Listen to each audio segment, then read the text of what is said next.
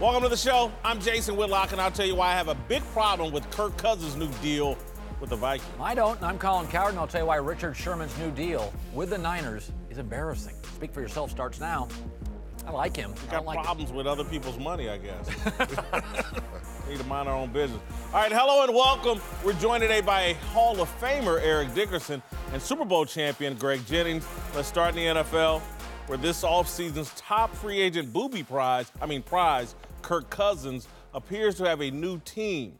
Reportedly, Cousins is likely to sign a fully guaranteed 3-year deal with the Minnesota Vikings at the record-setting salary of $28 million per year. Cowherd, was it a mistake for the Vikings to give a guy who's never won a playoff game more money than anybody and guarantee it? You're just throwing, it's not even a question. You're just making a statement. Should they have given this guy who's never... Super Bowl windows, go ask Aaron Rodgers and Russell Wilson. They close fast. Minnesota's got an elite roster, elite receivers, great back, nice front office, moderately paid defensive players. Secondary's fantastic. They got a pass rusher. The outside and an overpaid quarterback. Well, you know what? In Arizona, you overpay for central air. In Boston, you overpay for a winter coat. You overpay for things. You're going to overpay in this league for a quarterback. How about winning a postseason game? We've just, again, Kirk Cousins has got some RG3 in him. He's got a documentary on his free agent. He was having it filmed. He wrote this letter to Washington fans as if, you remember that playoff game I lost? Oh, you remember those big passes I didn't complete? What was in this letter? This guy is delusional. The Vikings and all of us in the media have fallen into this Kirk Cousins delusion. $28 million a year, fully guaranteed for a guy who's never won in the postseason? Give me a break. Give me a break. By the way, David Caruso once signed a huge contract, television contract. Remember David Caruso? And everybody was like, well, he was on a winning show. Like, don't fall for you got to be the best to be paid the best. In a week, somebody else could be the next highest paid quarterback. Let's don't earn it then. He doesn't have to earn it. Good. Kirk Cousins. Are you bothered by it? No, not at all. Not at all. It was the perfect storm for Kirk Cousins. When you look at the situation that the Vikings were in, yes, you were never going to get Drew Brees. You were never going to get Drew Brees. It's either Case Keenum, Teddy Bridgewater. You already pretty much let them know, or Sam Bradford. We're not really sold on either of you guys. And so Kirk Cousins comes in. He's a fresh face. He has the arm strength that Keenum does not possess. Durable, doesn't get hurt. He doesn't get hurt. The one thing that I love about this situation is his belief in himself. He carries his mindset it's a match made in heaven for Mike Zimmer, because this is how Mike Zimmer sees himself. He's like, you like that? Everything that we do, you like that? That's Kirk Cousins. He's like, I'm going to be put in a situation where my defense is going to get me the ball back. I don't have to push. I don't have to have everything around. No. Completely different. That was the worst free agent contract until this one. No. Albert Hainsworth. That's what this is. They're overpaying for. I'm not saying he's not a good quarterback. They've just spent too much money on him, and he hasn't earned it. At that position, he's damn near, he'll be 30. This isn't some 25-year-old. This isn't Jimmy Garoppolo. This is 30. He's had plenty of opportunities to prove he can get it done in big moments, and he hasn't shown it. He didn't have the support around him like he will have last year was ridiculous. Well, everybody got hurt. Garoppolo had all kinds of support. You said it right. I think in Minnesota is a perfect situation for him. Minnesota has a defense. And you said it, because the window for Super Bowls, they close very quickly. Who won the Super Bowl this year? Nick Foles. So you don't have to have a $28 million quarterback. You can't use this year. You can't use this year. The last 15 before him were like Brady, Big Ben, Brees, Peyton. Where any of them paid $28 million. Oh, look, you're getting caught up. But the thing is, that's pretty much the going rate for quarterback. $20 million. You don't want to pay it, but Minnesota has the money because. How is it the going rate when this is the first fully guaranteed contract? Well, I tell you one thing. He just set a new standard and hasn't done a damn thing to deserve it. The guaranteed contract is the best thing about that. Hopefully, that will trickle down to the National Football. I was one of the guys, the first guys, to try to get a guaranteed contract in a sense. Because I told John Shaw, look, give me year by year. If I have over 1,400 yards, pay me like a quarterback and guarantee it. no, we won't do that. I mean, but he's Eric, betting on himself. I got it. But, Eric, if they had given you guaranteed money, you know what? I probably would have applauded. You're a Hall of Famer. You were an all-time great. But I wasn't a Hall of Famer then. You were the best at your position. This dude ain't. Is he one of the top? I agree with you with that. So let me ask you this. Let me ask you this today. If you live in Minnesota and you have 2 good receivers, that defense, are you happy today?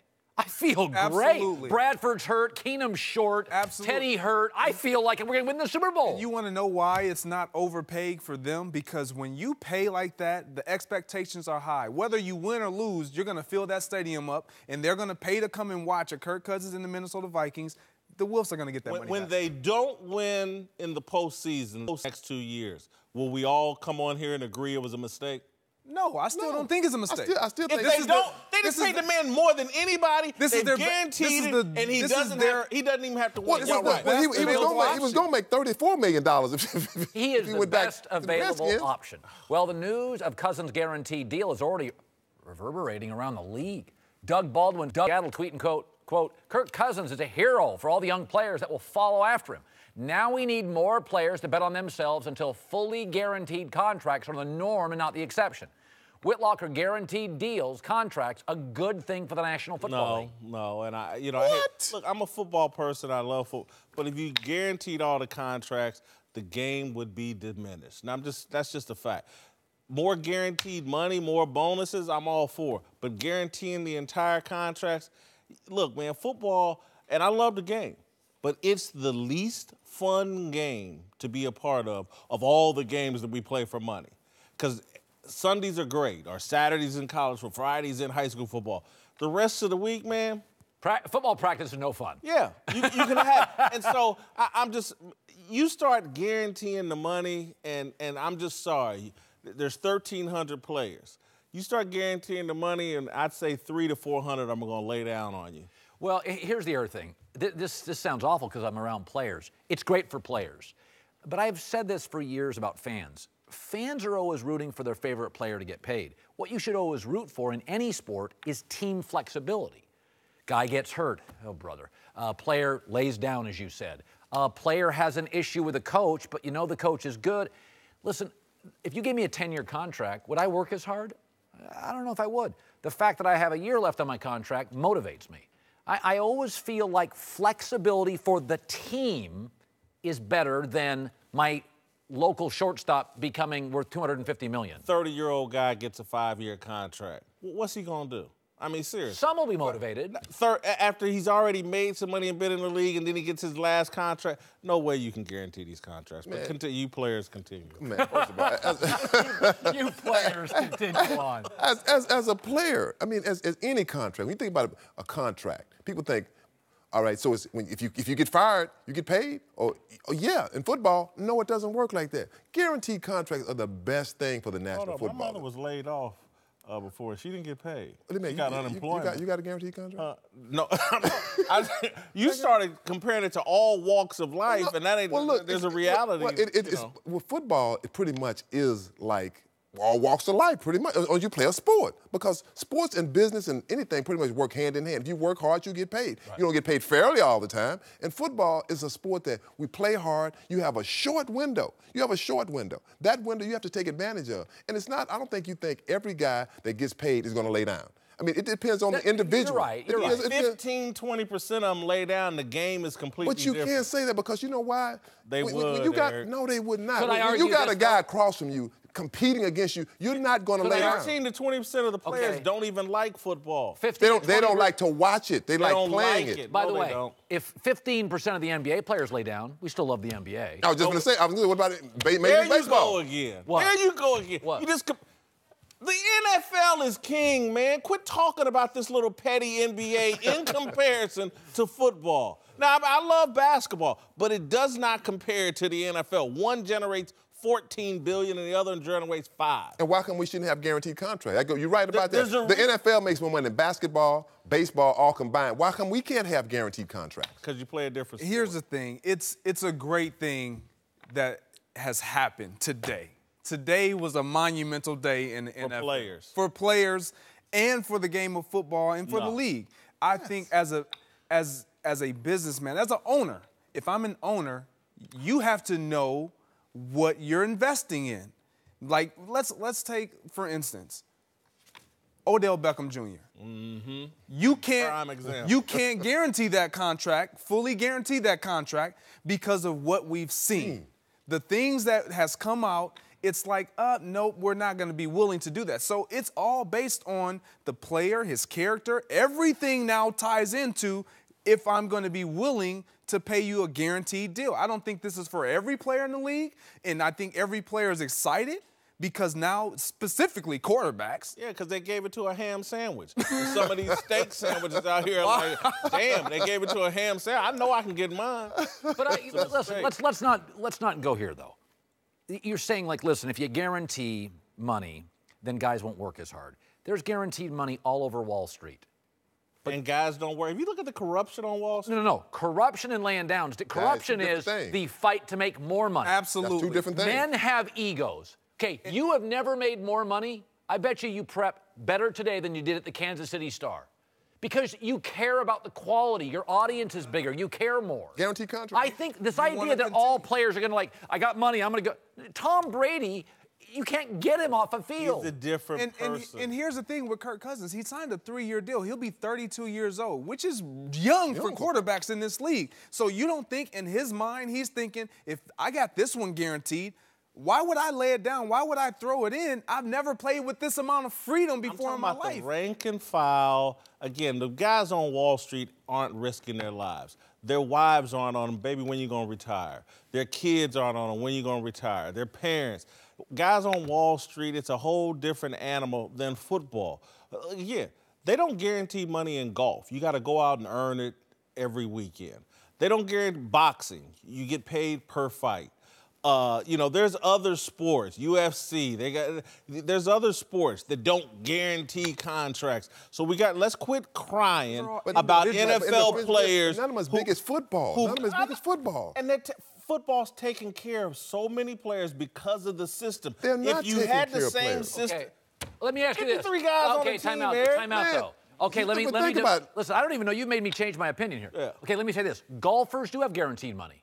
It's called Gatorade and Nike. Tennis players, Roger Federer, they all have guaranteed money in endorsements. These guys get endorsements, just not as much. Oh, football players don't get anything for endorsements. Odell's getting $5 million. Look, the average PGA Tour golfer, the guy's the average PGA Tour, he's not getting rich off his endorsements. Well, the average Tiger Woods, blank isn't getting rich anywhere in America. In the NFL, it's only a few guys making the money. It's only a few. It's only on a football team, 5 or 6 guys really getting paid. And again, I don't think this is for every single player. 10, but they're not. I don't think that your point, you make a valid point. There could be some laying down or whatever, but I don't think this is for every player. As an owner, you have to know, and a general manager, it's your job to know who you're investing in. Don't give him guaranteed contracts. Oh, Wow. Be mad at Wow. Yeah, you can't say that to Roger. His deal he got. You can't tell. I said, huh? Jerry, all these guys, don't give him guaranteed.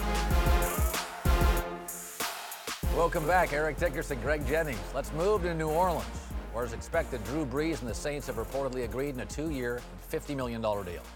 Never much suspense about where Brees would end up, but it was reported the Vikings had reached out to the quarterback yesterday. Whitlock, should Brees have tested the free agency waters? No. He's in a perfectly beautiful long-term relationship and marriage with Sean Payton in the city of New Orleans. Why go anywhere? Well, for the last 5 years, they've been a 7-9 team. He's largely carried bad defenses. He is, to me, not that he's Dan Marino with a ring. He's unbelievable. I think all these quarterbacks, I'll say it again, an average NBA player will hold a city hostage. If Peyton Manning and Tom Brady didn't exist, that's the best quarterback in the last 10 years. And I'm still Dan Marino with a ring. You just blew my head up. That's almost like saying Holly Berry with a facelift. I mean, you got someone that's good, and they just made him better. Drew Brees, 9 quarterbacks, 9 times in the history of the NFL, a guy's thrown for 5,000 yards. He's got 5 of them. This is an all-time. I'm not saying New Orleans. Did you watch last season? Did you miss last season? He was great. And so were the Saints. It took a Hail Mary pass, basically, to knock them out of the playoffs. They got Kamara. They got Lattimore. They got I'm not saying everything they need. No. But aren't you guys acknowledging what really makes this work is they had a great draft? and they got all these great young players. If they didn't, would they have been 7-9 for the fifth time? Colin, if I lost 100 pounds, I would be a supermodel. I mean, so what? If we'd all be drunk. Look, Drew Brees, he definitely should have not tested the free agency market. To your point, this is a beautiful thing that he has with Sean Payton in the city of New Orleans, an organization that hadn't seen success, and then experiencing Katrina and Drew Brees coming in there along with a lot of other players and bringing back a winning ways, something to at least look forward to. This was great. And then if we were to look at what the options that he had, if he were to test the free agency market, he wants to be with a team that wins. So you want him to be the Kevin Durant of the NFL and go to the Vikings? Because that's the only real option that he would have really probably considered. It says here, should he have tested free agency? I'm not saying he should have left. My overall theme is these quarterbacks don't understand their value. Colin, they do. In a committed relationship. Yes, excellent. You Love don't it. test. Once you commit, you don't test. Testing's over. Single guys lecturing on I test. I test. Mr. I love to test. He's in a committed relationship. No reason to test. He's with Sean Payton. Perfect match. I mean, when you go back and look at the year they won the Super Bowl, what made that team different? They could run the football. He has a real running game now with Kamara and Ingram. This is a good football team. Yeah. Tested for what? I'm making $20 million. I'm living in New Orleans. New Orleans love me. You know, it's cheap to live in New Orleans. Why leave? This is the perfect example when a player is in a great situation. No player wants to walk away from it. No player really wants to walk away from the perfect situation and scenario. So why they were loyal to him and honored his contract up until the year it was over. And now they're honoring him because he's not willing to test the free agency market. He's saying, look, this is where I want to end my career. You guys embrace me. I embrace you. And did we not see the retirement from his offensive lineman yesterday? It was Strife? Yeah. Like, that in and of itself alone, that was moving. A guy saying, you were the reason I came to work and had passion and drove me every single day, talking about his quarterback, Drew Brees. Man, you don't walk away from that. That's what he means. Have you ever had crawfish etouffee? Yes, I have. In the French Quarter? I have. Once you have that, wait. I mean, seriously, they got liquor, they got good food, they got parties in New Orleans, they got gambling in New Orleans, and a team in the city that loves him. I mean, have you ever been on a lake in December in Minnesota? Actually, I have. The Chiefs used to do training camp. They have a ball in that city that nobody can touch. Yeah.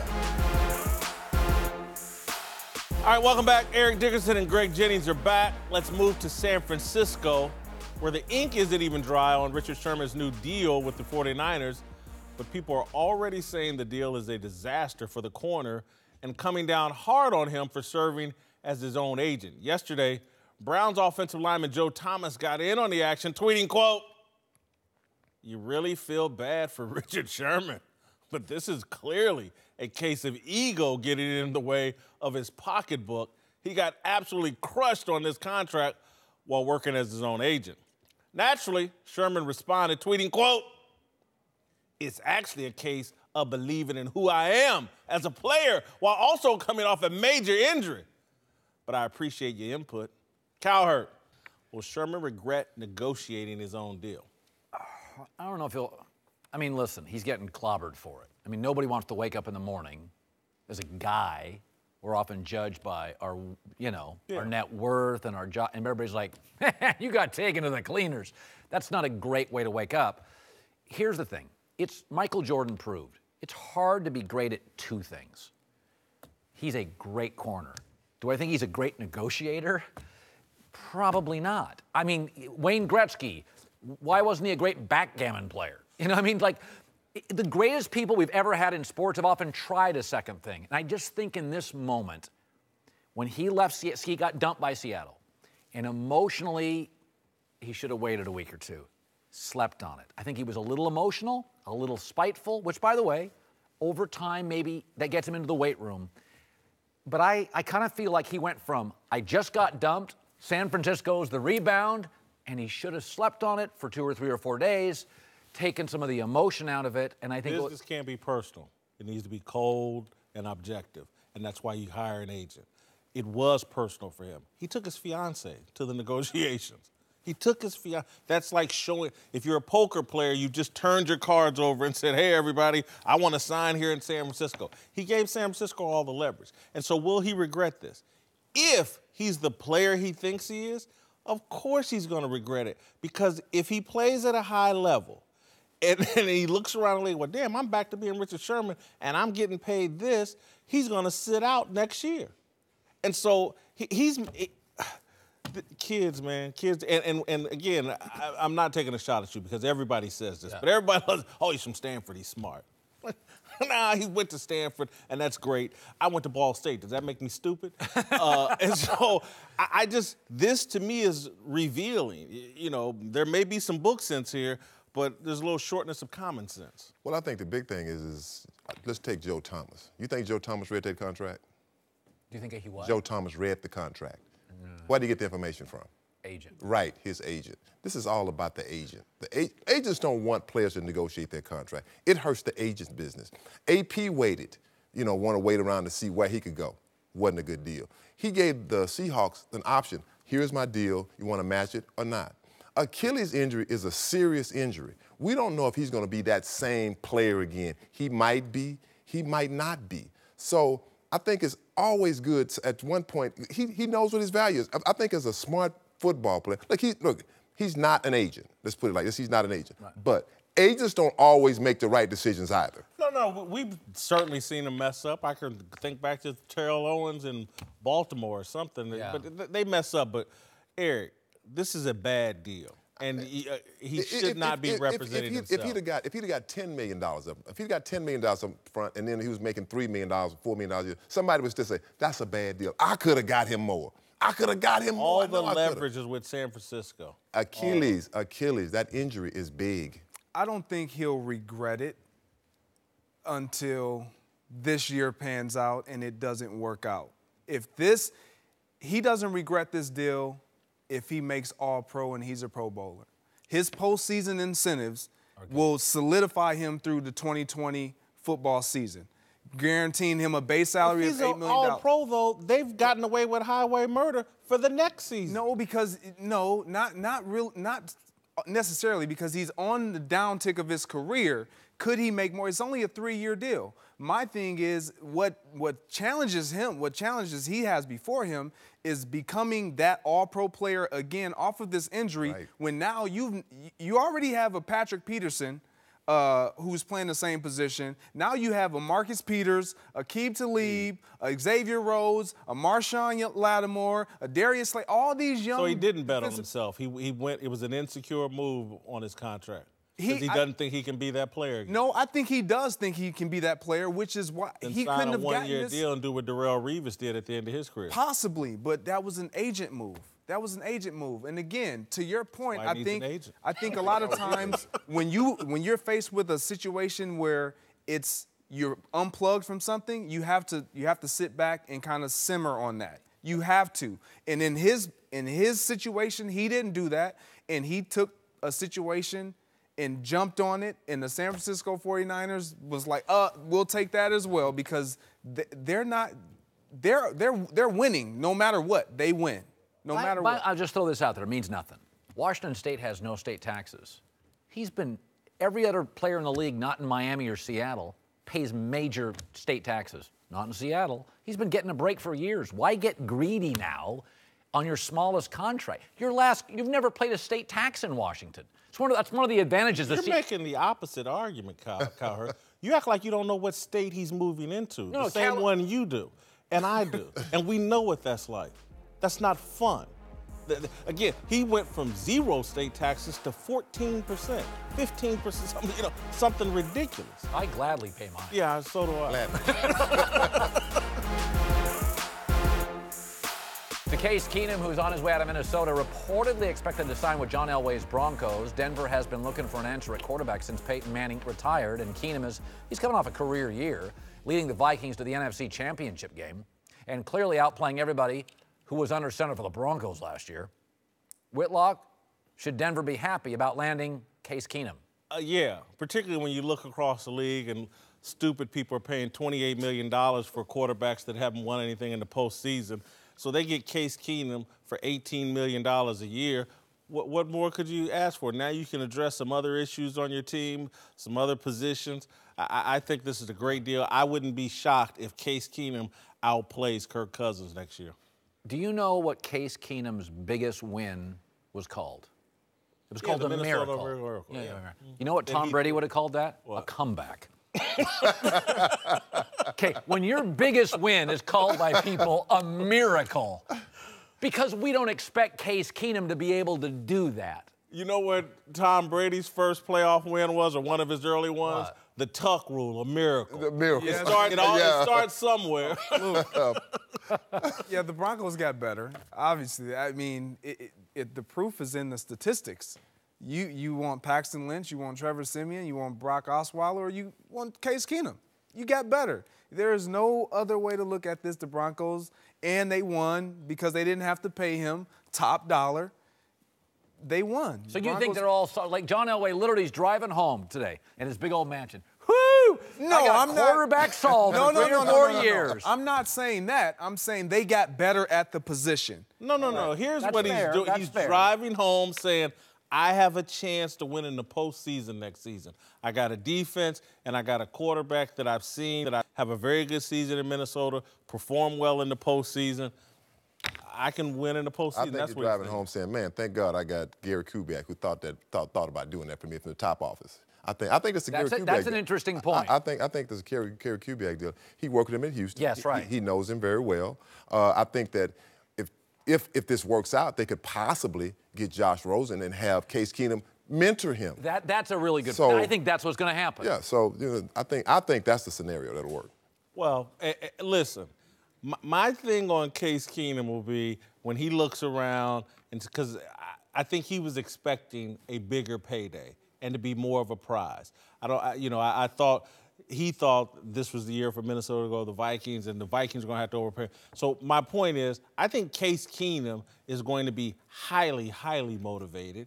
I think he is going to sit around and think, and if I was any average quarterback in the league, it's like, well, damn, if Kirk Cousins can do that, why can't it be me? And so I don't know that. Do you think Case Keenum is better than Kirk Cousins?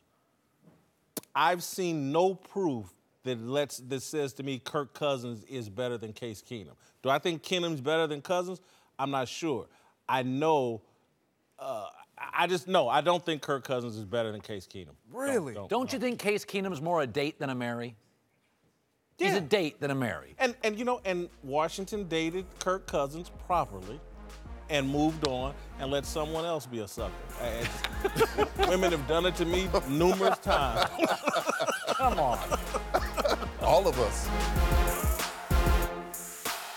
All right, welcome back. Joined now by NBA champ Eddie House, founder of the big league Jason McIntyre. Let's move to the association where Steph Curry's hurt and the Warriors have lost 2 straight. But that wasn't enough to put a damper on Steph's 30th birthday party. According to social media, it was a lavish affair. Curry arriving by yacht, a performance from E40, whole team, including Steve Kerr, getting up on stage to dance. He dances like you, Colin. Yeah, the Warriors actually canceled practice today, presumably because of the party. Whitlock, is that a bad look for the team? Is it a bad look? I would say yes, but I would say, is it a big deal? I would say no. Guy turns 30, the whole team's there, kicking it, having a good time. And they got a little too turned up and couldn't practice. I don't think that's the first time that's happened in the NBA. And so it's not a great look because they're having a mediocre regular season, but a big deal. It is an indicator. I just don't think they're taking this regular season as seriously as they should. But come postseason, this ain't Odell Beckham Jr. I totally disagree. I think Steve Kerr has coached and played with dynasties. With dynasties, you should do this twice a year. I'm seriously. This is a team. Listen, man, when employees work hard, you take them out for dinner and drinks. Well, they're not working that hard this year, but continue. Well, this is something like, listen, you're trying to keep it loose and fun. I mean, he said, we're fatigued, we're bored. We're drunk. They didn't have iPhone in Michael Jordan's era. Yeah. Michael Jordan was doing this a half dozen times a year. You just didn't have an iPhone. I think this is great for dynasties to loosen up. This isn't the NFL where every game matters. You got to go 7-1 at home. This is the NBA. I think the fact of the matter is that Steve Kerr has the pulse of his team, which is a great thing. You want that. I agree with you. He's been in dynasties, so he knows if you've been to 3 straight finals, that's taxing, not only on your body physically, but mentally. You have to stay in that grind and constantly go. You got practice, you got shoot-arounds. It just gets monotonous at times, and this is a great way to break that up. And you say they have 51 wins. That's not a mediocre season to me. Warriors. I mean, that's well, Eddie, they're suffering the most losses they've had under Kerr. Oh, wow. Let's all right. go crazy. Let me push back on you a little bit. What if Steve Kerr just doesn't know the solution? Okay, the team's been struggling. We can admit that. Good point. He's letting players coach the team. He's tossing the clipboard at him. I don't know what to do. Draymond Green's 1 technical away from a suspension. Kevin Durant is yelling at fans to get them ejected from the arena. That happened in Portland this week. I wonder if the Warriors, as you said, Colin, they're a little mentally out of it, maybe bored. But then you look at the Rockets. You look at the Blazers. These teams are hungry. Damian Lillard's playing the best ball of his career. James Harden, Chris Paul. These teams want it bad. And are they going to be able to flip the switch and all of a sudden, we got to focus and win the championship? This isn't going to be a 12-0 sweep like the West was last year. Portland is 10 games behind the Warriors. Come on. Okay. They're not worried. The spots, the 1 and 2 seed are locked up. So they're going to be That's not his point, though. But his point is, who is perfecting their game who's not and going to hit the playoff? Do you understand what baseball players do? They golf 50 times a year. That's out in the. Bring another sport into. Well, that's in the sun. It's outdoors. It's taxing. They go to the park. These guys taxing to stand in the outfield for a few hours. Come on. With the sun beaming on you, yeah. Oh, geez, that's brutal compared to defending LeBron. But I think the player, I think Steve Kerr is keeping the players engaged by doing things like this. You need to do this just to keep them engaged. You're missing McIntyre's point, which I think is great. I understand his point. He's saying Steve Kerr is grasping at straws. That he's throwing everything but the kitchen sink. Well, damn. If I yell at him, it ain't working. If I let them coach the team, it ain't working. Let me go out and party with him, get turned up with him. Last year, remember, his back was so severe, they were like, he can't sit on the bench during games. But look, if you about to go to 4 straight finals, I mean, you've tried everything already. These new tactics. I'd much rather have my coach doing this instead of sticking with the old. This is going to be 4 straight finals they're going to. Obviously, he's pressing the right buttons, and he has been pressing the right buttons. Let me ask you, in Miami, did they ever cancel a practice? Oh, what'd you say? Did they ever cancel a practice in Miami? Riley? Yeah. No, we would extend practice. Oh, okay. All right. Good to know. But did they ever go to 4 straight NBA championships and win? I get it. By the way, Eddie, do you think it's working this year? They generally speaking, had the best record after the All-Star break. That's not happening this year. They lose Steph Curry with the ankle injury. Kevin Durant, these 3 All-Stars, Durant, Klay Thompson, and Draymond, they can't seem to win without Steph. The Houston Rockets look for real, man. I didn't say the Houston Rockets don't look for real. I think they're the only team that can contend with the Warriors, and only one reason why is because they can knock down. They have a plethora of guys, about 6 or 7 guys that can knock down the 3 at a high clip, and that's the only reason why they'll be able to have a more business mentality than the Golden State Warriors this year. Yeah, but wouldn't they? The reason why they're trying to get somewhere. The Warriors already been there. Are you bothered by the party or they miss practice? No, I'm not bothered. I'm not bothered. I just think it's an indication that the regular season doesn't mean that much to these guys. Okay, because Doc Rivers in Boston, legendary. On the road, they wouldn't practice. When he got away from the Boston media, they wouldn't practice in that big 3 run. No. Yeah, those are old guys, though. These guys are young guys in their prime. These are veteran guys who get hurt. Stop. Let's just hit pause for a second. Doc Rivers won 1 championship with Tom Thibodeau pulling puppet strings. He hasn't won anything since, so I don't want to hold. Doc Rivers isn't Red Auerbach. He ain't Phil Jackson. And so I don't know if he set the standard, the blueprint. I think McIntyre, to me, has raised an excellent point. Steve Kerr keeps trying everything. And let me go out and get drunk with the guys. And let's see if it works. I mean, just to be clear, I'm not bothered by it. I just wonder, big picture, if there is some issue with Steve Kerr wondering how to corral this amazing team, which is maybe being called the best team in NBA history. I don't think so. And again, when Steph is out, this is the problem. When he's out, they don't have those three-point shooters that can knock it down. It turns into two. Yeah. Kevin Durant and Klay Thompson. When you have Steph out there, when they're at full strength, they're hard to guard. The floor is spread. Everybody can make a play. Steph is an underrated playmaker. And then you got guys that are snipers on the wing. So when he's out, he's the most important piece to that team. This is an arrogant, and again, I'm not saying they can't win it because they very well might. It's an arrogant, spoiled team. And they just had a little arrogant party. It's a suburban team. Oh. This is a very suburban team. And somebody's kicking it with E40. Kicking it with E40. Very suburban. That's as hood as they get there. All right, to San Antonio, where after initial reports that Kawhi Leonard would return to action on Thursday, Yahoo Sports is now reporting that he is expected to be out for Thursday's game and will continue to evaluate the quad injury that sidelined him most of the year. The Spurs have lost 3 straight and are currently out of the playoffs. Cowherd, why in the hell should Kawhi Leonard play this year? He shouldn't. Listen, this reminds me of the New York Giants. They have the number 2 pick in the draft, and my thing is take a quarterback because you never have the number 2 pick in the draft. They have a chance now to be in the lottery. They're not going to be in the lottery again. They've been to the playoffs 20 straight years. If they just said no Kawhi, they're going to end up being a lottery team. They get the right ping pong ball. They get the 5th pick.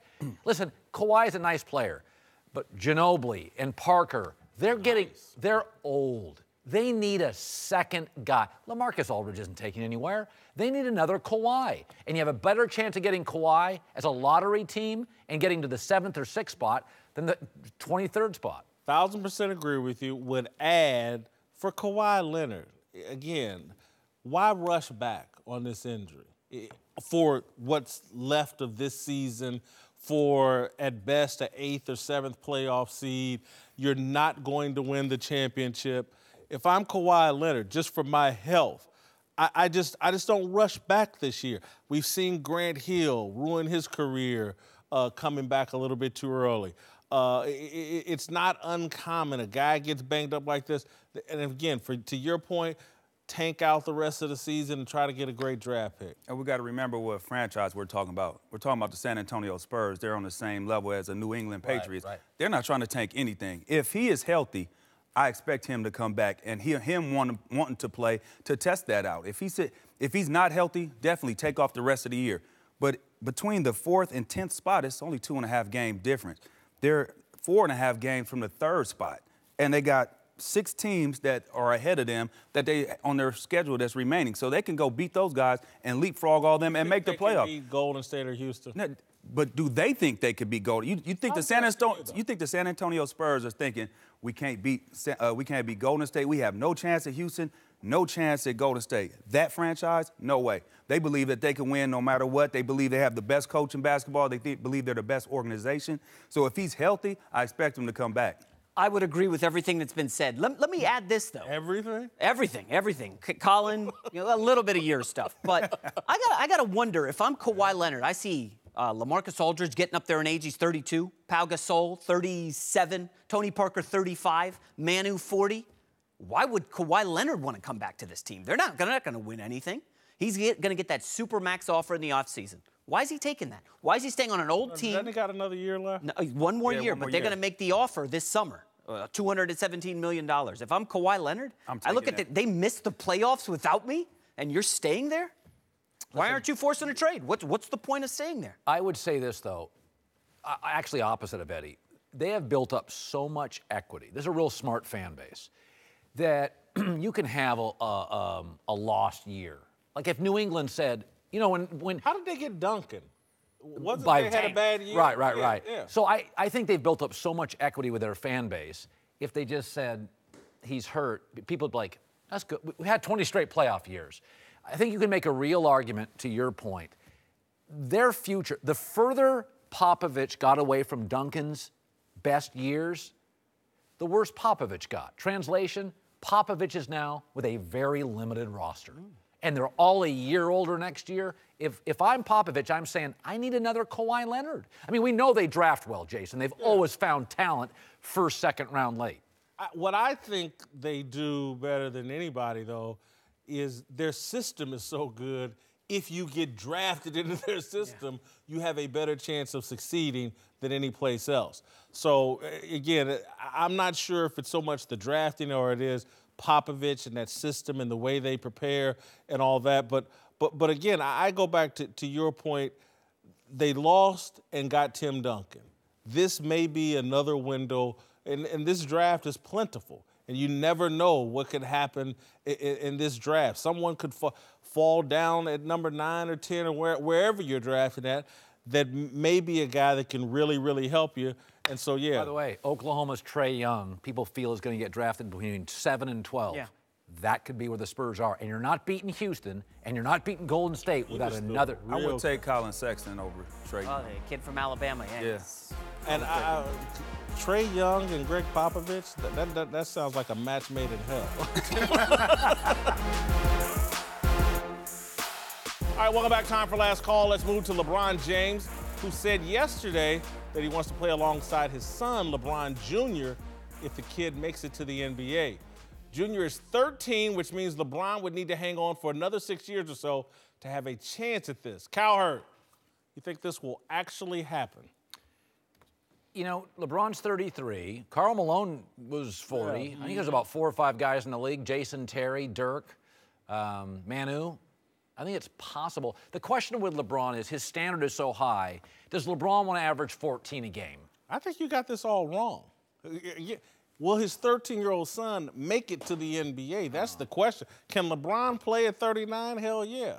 And play quite well. Michael Jordan did it. But will his 13-year-old son, again, he's got some talent, but rich kids, I think, struggle at some point in sports, and so I'm not so sure. All right, to Tom Brady, who went on The Late Show with Stephen Colbert last night and showed off his legendary beer-chugging skills, beating Colbert easily in a head-to-head competition. Cowherd, you think Brady should add beer to his TB12 diet? Healthy carbs, hops, lightens him up, social lubricant. He'll be friendlier and happier as he ages.